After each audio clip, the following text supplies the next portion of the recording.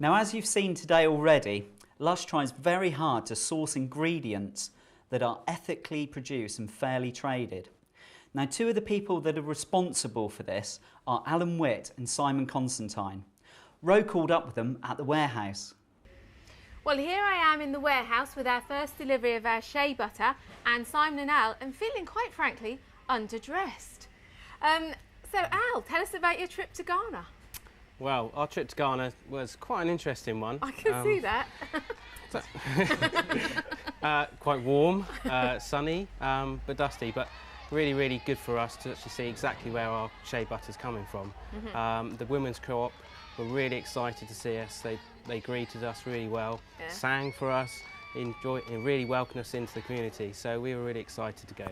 Oh, that's really lovely. Yeah. So, Simon, did you actually see the shea butter being made from, because these are nuts, aren't they? Yep, those are the shea nuts. They're called karité out there. And the women will go out to market every time we place an order. They'll buy these, they'll take them back, roast them, and then they have to hand beat them. So then you end up with the butter that we buy. They're really hard, aren't they? Yeah, so they'd crack them open, and then inside there's a smaller nut. But then they roast it, and they'll spend like 45 minutes just roasting it. And does that soften it up when they roast it? Yeah, so then it's ready to be mixed with some water, and then they'll beat that, hand beat it, sat on the floor with their hands, not with a wooden paddle? No, nothing like that, just with their fists, and after a while it turns into the butter. And we actually made some of that ourselves. Did you? Yeah, yeah, so it was quite good fun. You have to beat it with your hands, and it was really hard, wow. but yeah, I mean, they're very strong women. With very soft hands? Yeah, very soft hands, yeah, it's nice. That's incredible, isn't it? And it looks like this as they're beating it. No, it's not. They have to boil it and wash it a few times to get a few of the impurities out, yeah, so it's just like a brown mix at first, and then after a while it'll turn into that. So how much can they make in a day then? That sounds like a really lengthy process. It takes anywhere from like 3/4 an hour to an hour. Hand stirring, mixing, washing, and then cooling down process can take anything from 24 hours to 2-3 days. Because it's so hot out Oh wow. Yeah, so it's a really long process, but they can produce something like a ton a day. A ton a day? Yeah. Fine, so how many tonnes do you think we'll buy, Al, then, in a year? 45-50 tonnes we'll buy of this a year. Will we? Yeah. So we're keeping them very busy then? Well, for them it's a livelihood. They really enjoy making it. Yeah. There's virtually nothing else to do there. So us giving them a livelihood is like more than they could ever wish for.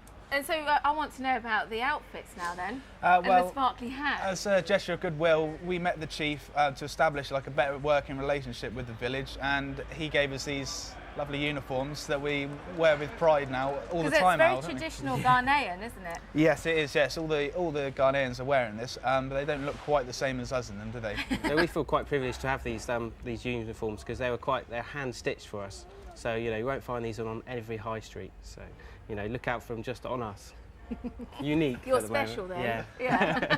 Especially with the hat. Especially, yeah, but that one's even better. That is a very special hat. And so different ways you wear it means different things then. And that's right, yeah. If you wear it forwards, I think it means leave me alone. So you could be passing a message on which you're not quite sure about. I can't remember exact things, so I'll leave it there.